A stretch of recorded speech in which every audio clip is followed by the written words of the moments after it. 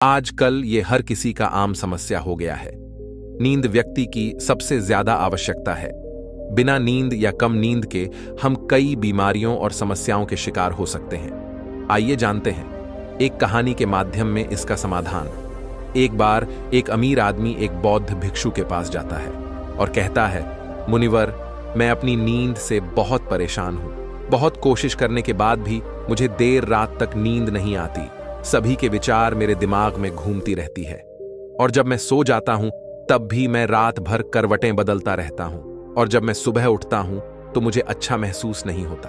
मैं थका हुआ और बेचैन महसूस करता हूं। कृपया आप मेरी समस्या का कोई समाधान बताएं।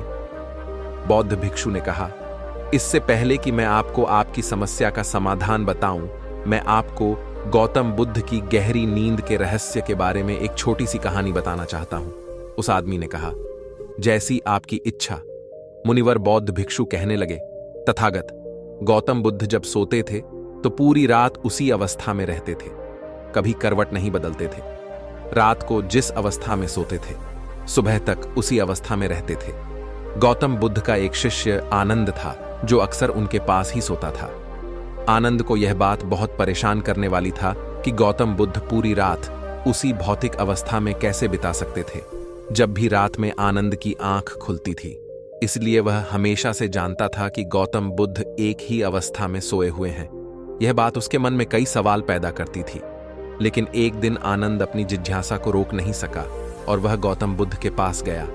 आधी रात में उसने गौतम बुद्ध को जगाया और बोला, तथागत, मुझे क्षमा करें। मैं जानता हूं कि यह आपसे प्रश्न पूछने का सही समय नहीं है, क्योंकि आप सारा दिन काम में रहते हैं और लोगों को धर्म का ज्ञान देते हैं और उनकी समस्याओं का समाधान करते हो। लेकिन मेरी जिज्ञासा इतनी बढ़ गई है कि मैं सुबह तक इंतजार नहीं कर सकता। इसलिए कृपया मेरे प्रश्न का उत्तर दें और मेरी जिज्ञासा को शांत करें। भिक्षु आनंद ने आगे कहा, मैं पिछले 20 वर्षों से आपके साथ हूं और देख रहा हूं कि आप पूरी रात एक ही अवस्था में बिताते हैं, जरा सा भी हिलते नहीं हैं। तो क्या आप सच में सोते हैं या नहीं सोते हैं?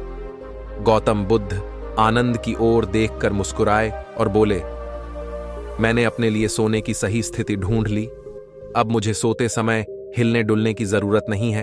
मैं नींद की अवस्था में भी जागता रहता हूं, जबकि मेरा शरीर सो रहा होता है, लेकिन मैं जागता रहता हूं। सवाल यह नहीं है कि नींद की अवस्था में शरीर चलता है या नहीं। सवाल यह नहीं है कि शरीर स्थिर अवस्था में क्यों नहीं रह पाता। असली कारण तो मन है। मन ही शांत और स्थिर नहीं रह पाता, और यही कारण है कि हम नींद की अवस्था में भी अपने शरीर को हिलाते रहते हैं।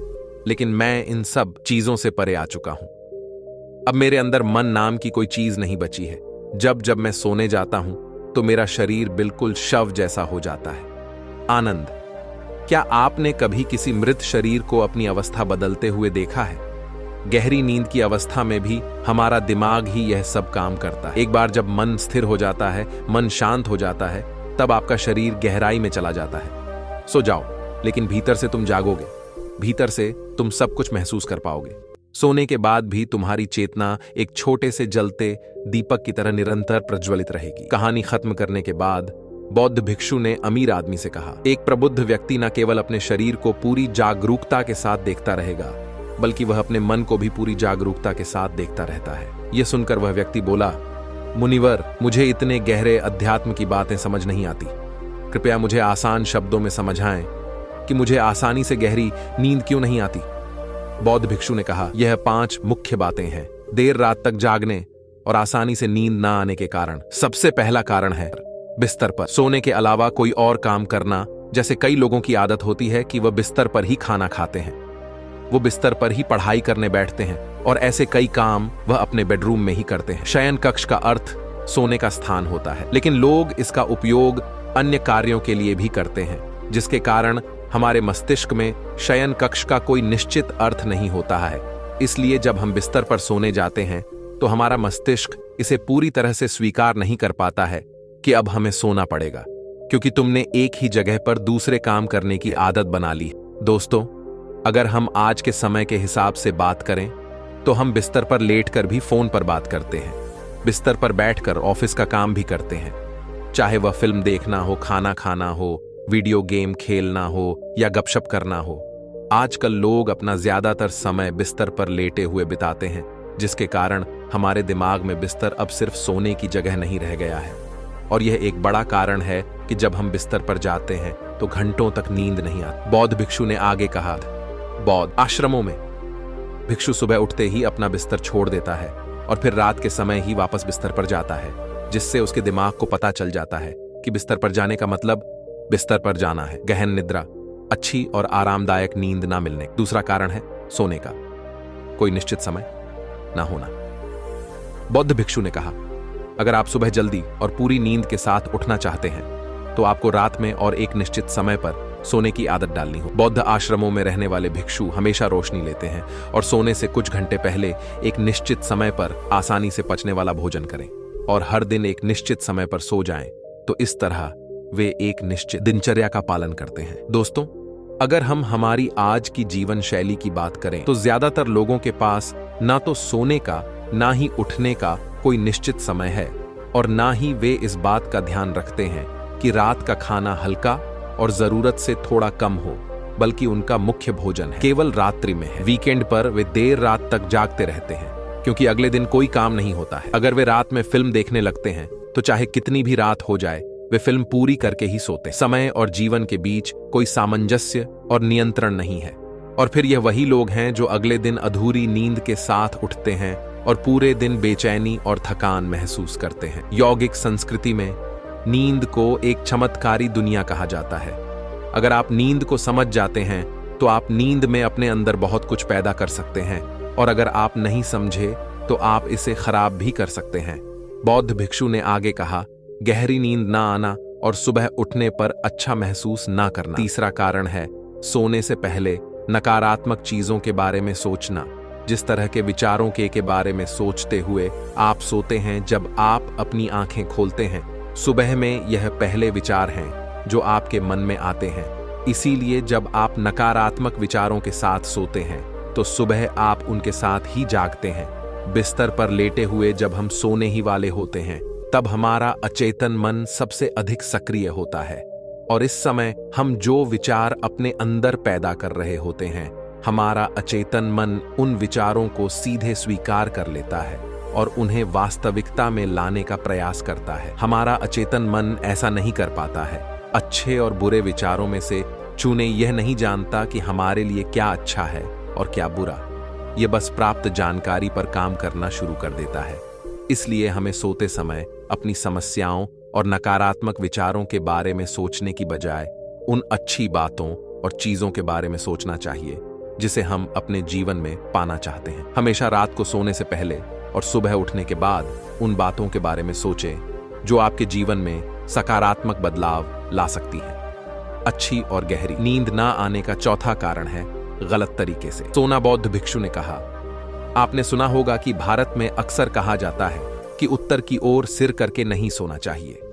ऐसा इसलिए है क्योंकि जब हम उत्तर की ओर सिर करके सोते हैं तो पृथ्वी के चुंबकीय खिंचाव के कारण हमारे शरीर का बहुत सारा खून मस्तिष्क की ओर जाने की कोशिश करता है और इसका कारण मस्तिष्क में पाई जाने वाली नसें बहुत पतली हो जाते हैं। इनके फटने का खतरा बढ़ जाता है और अगर कोई व्यक्ति बहुत बूढ़ा और कमजोर है तो उसकी मृत्यु भी हो सकती है।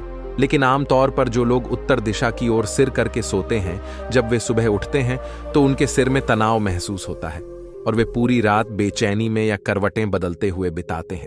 दूसरी गलती जो लोग अपने सोने की स्थिति में करते हैं वह यह है कि वह बस किसी भी तरह सो जाते हैं। उन्हें इस बात से कोई फर्क नहीं पड़ता कि उनकी रीढ़ की हड्डी सीधी है या नहीं।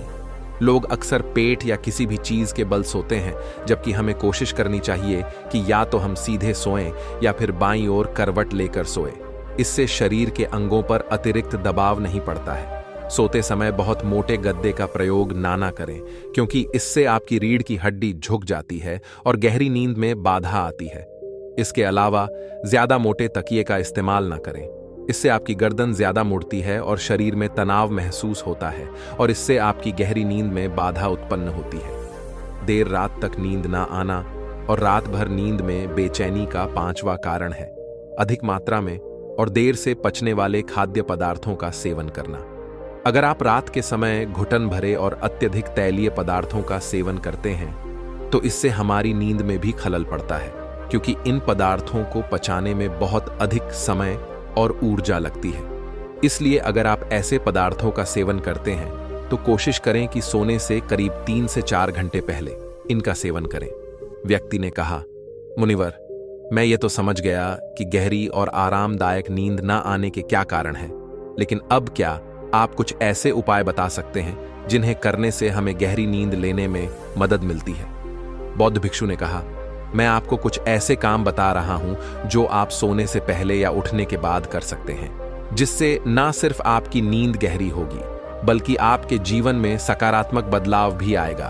और यह सभी काम आपको नहीं करने चाहिए। आप इनमें से जो भी 2 से 3 कार्य आपके लिए उपयुक्त हो वह कर सकते हैं। सबसे पहले को कोशिश करें कि सोने से पहले गुनगुने पानी से नहा लें। नहाने से हमारा शरीर जागृत और तनाव मुक्त हो जाता है। आपने देखा होगा कि जब कोई व्यक्ति नहा कर आता है तो उसके अंदर एक सकारात्मक ऊर्जा का एहसास होता है। वह अधिक खुश और तनाव मुक्त नजर आता है। इसका कारण यह है कि हमारे शरीर का अधिकांश भाग पानी है और पानी हमारे शरीर का मूल अंग है। यदि संभव हो तो सोने से पहले अपने शयन कक्ष में किसी जैविक तेज और रुई का दीपक जलाएं। इससे आसपास के वातावरण में सकारात्मकता आती है। सोने से पहले थोड़ा पानी पिए, इससे आपको काफी मदद मिलेगी। जब आप बिस्तर पर जाएं तो सोने से पहले कुछ मिनट के लिए ध्यान करें और आपके पास जो कुछ भी है उसके लिए आभार व्यक्त करें या अपने दिन में किए गए सभी अच्छे कामों के बारे में सोचे। सोने से पहले एक बार याद कर लें कि आप नश्वर हैं, आज आपकी मृत्यु हो सकती है। ऐसा सोचकर आप अपनी छोटी छोटी परेशानियों के बारे में चिंता करना छोड़ दें। सुबह उठते ही अपने दोनों हाथों को आपस में रगड़कर आंखों पर रखें। इससे आपका शरीर जागृत होता है। और हमेशा दाहिनी करवट से उठना चाहिए। हमेशा रात को जल्दी सोने की कोशिश करें ताकि आप सुबह जल्दी उठ सकें और अपनी पूरी नींद ले सकें। तो ये थे कुछ तरीके जिनसे आप अपनी नींद को गहरी और आरामदायक बना सकते हैं। उस व्यक्ति ने बौद्ध भिक्षु को उसकी के लिए धन्यवाद दिया और वहां से चला गया। नमो बुद्धाय।